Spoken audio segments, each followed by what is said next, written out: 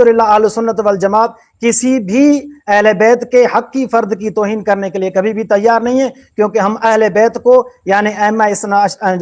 احد عشر کو اور ان کے جو والدین ہیں اور ان کے جو والدات ہیں والدین ہیں ان کو ہم اپنا امام سمجھتے ہیں۔ وہ سارے کے سارے اہل سنت والجماعت کے ساتھ اور صحابہ کرام کے ساتھ ان کا تعلق تھا، اور مسلمانوں میں کسی بھی ایک فرد نے نہ تو حضرت علی کی توہین کی ہے، نہ صحابہ اہل بیت کی توہین کی ہے، نہ ہی حضرت علی کی کسی اولاد کی توہین کی ہے۔ ہم تو سب اہل بیت کی محبت کا اعلان کرتے ہیں اور اہل بیت کے دشمن پر لعنتیں ایک بار نہیں لاکھوں بار لعنتیں بھیجتے ہیں۔ تو میں نے کوئی توہین نہیں کی تھی، میں نے صرف اس کو پیارا سا لقب دیا تھا، جیسے وہ ہمیں عمری کہتا ہے، بکری کہتا ہے، ہم بھی اس کو نرجسی کہنے کا حق رکھتے ہیں، کیونکہ اگر عمری اور بکری کہنا اس کے ہاں بد اخلاقی نہیں ہے، کوئی گالی نہیں ہے، تو نرجسی کہنا بھی ہمارے ہاں کوئی بد اخلاقی نہیں ہے اور کوئی گالی نہیں ہے۔ تو آج بھی اس نے وہ عنوان جب دیکھا، اس عنوان کو دیکھ کر ہم تو یہی سمجھتے ہیں اور سب یہی سمجھتے ہیں کہ عنوان سے بھاگ گیا اللہ یاری، کیونکہ اللہ یاری کے اندر یہ دم ہی نہیں کہ شیعہ مذہب کو اسلام ثابت کرے،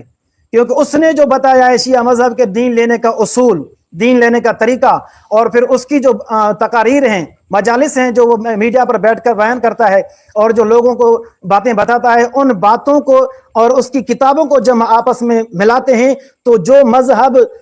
کتابوں میں شیعہ مذہب نے لکھا ہوا ہے، اپنی عوام سے چھپایا ہوا ہے، حسن علیاری اسی مذہب کو عام کر رہے ہیں، اسی مذہب کو بتا رہے ہیں، اور اسی بنیاد پر کہ ہمارے علماء نے، علماء اہل سنت نے، مفتیان کرام نے شیعہ مذہب کو پڑھ کر یہ فتویٰ دی تھی کہ شیعہ مذہب اس موجودہ قرآن پر ایمان نہیں رکھتا۔